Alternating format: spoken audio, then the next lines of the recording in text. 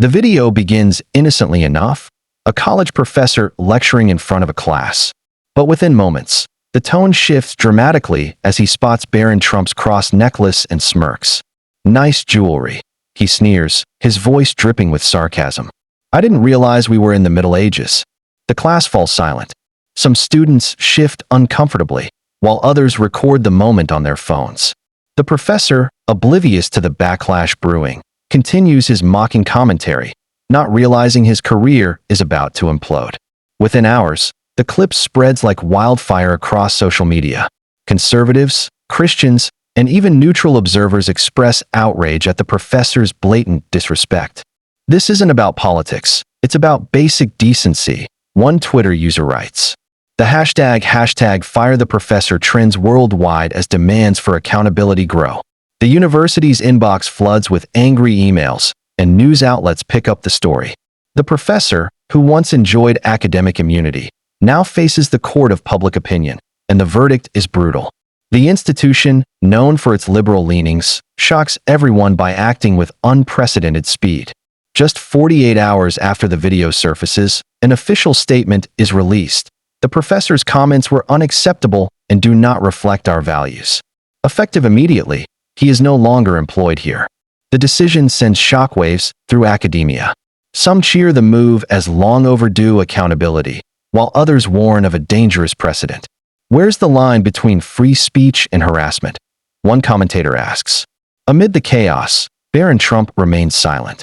No tweets, no interviews, just a single photo posted by Melania Trump showing him wearing the cross necklace with the caption, "Faith over fear." The subtle clapback speaks volumes. Supporters praise the teen for taking the high road, while critics argue the professor's firing was an overreaction. "He's just a kid," one journalist writes. Why drag him into this? But in the age of viral outrage, silence is often the loudest statement.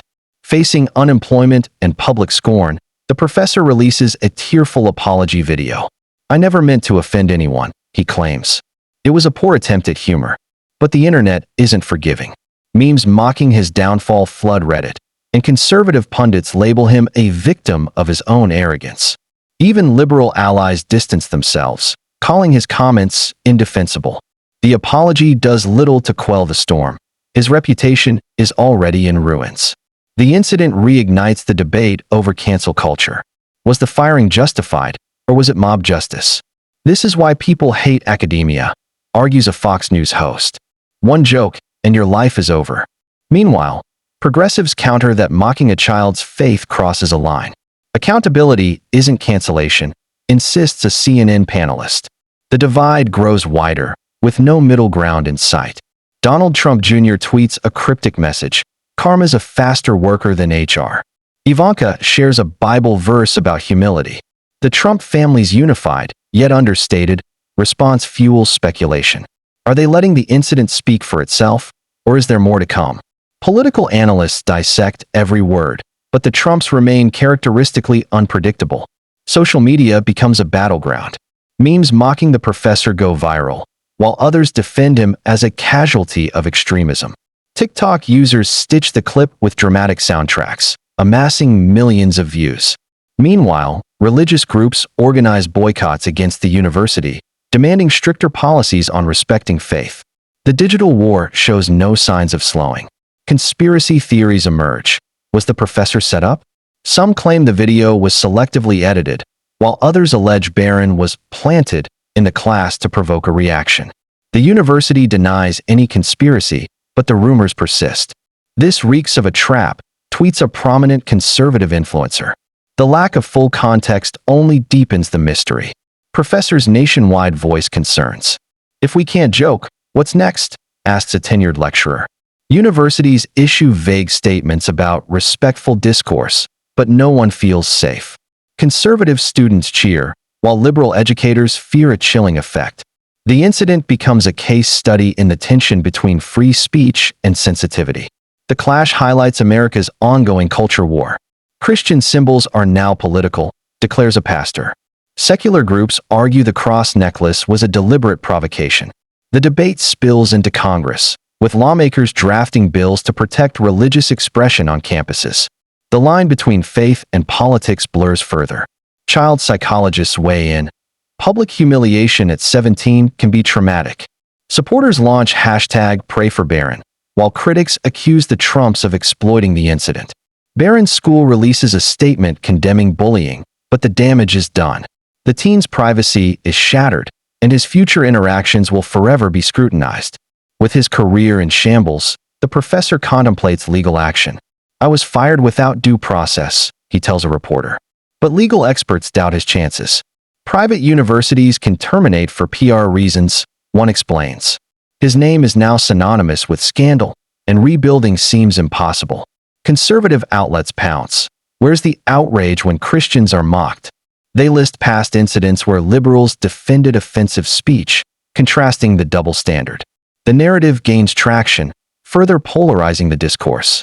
"Selective outrage is the real virus," tweets a GOP strategist. Progressives fire back.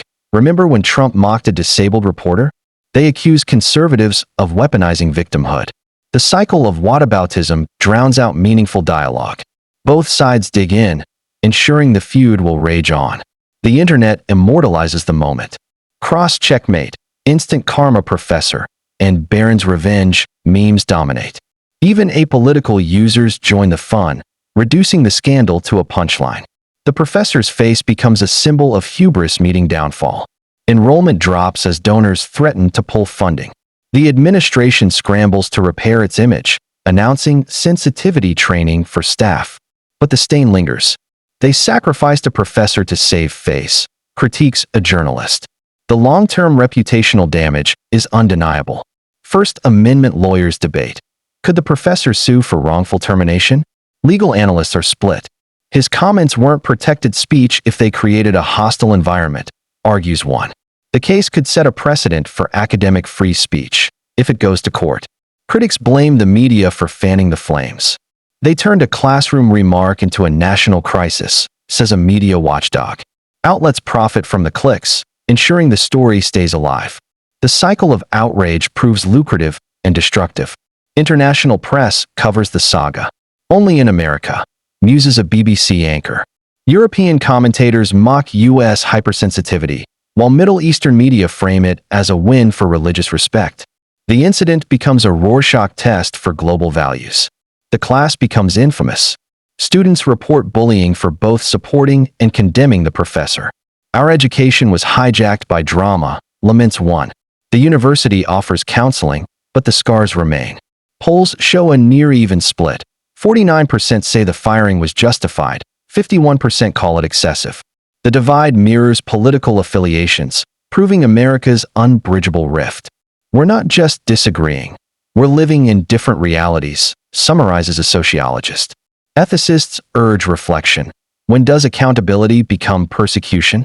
Educators stress humility, while activists demand systemic change. The incident becomes a cautionary tale for the digital age, one with no clear moral. New policies emerge, no mocking personal beliefs. But enforcement is murky. Will this protect students or stifle debate? The answer may redefine academia. The professor's downfall mirrors his mockery, swift and merciless. "He joked about the cross and was crucified," quips a comedian. The poetic justice is undeniable, but at what cost? Was this about faith, politics, or power? Who truly won? The lack of resolution ensures the story will resurface, perhaps with new twists. In the end, this scandal encapsulates modern outrage culture, a fleeting moment, amplified beyond reason, with real-world consequences. Whether justice was served depends on who you ask, but one thing is certain. In today's hyper-connected world, no slight goes unnoticed, and no apology is ever enough. The professor learned that the hard way. Barron Trump, meanwhile, moves on, his cross necklace now a symbol of a much larger battle.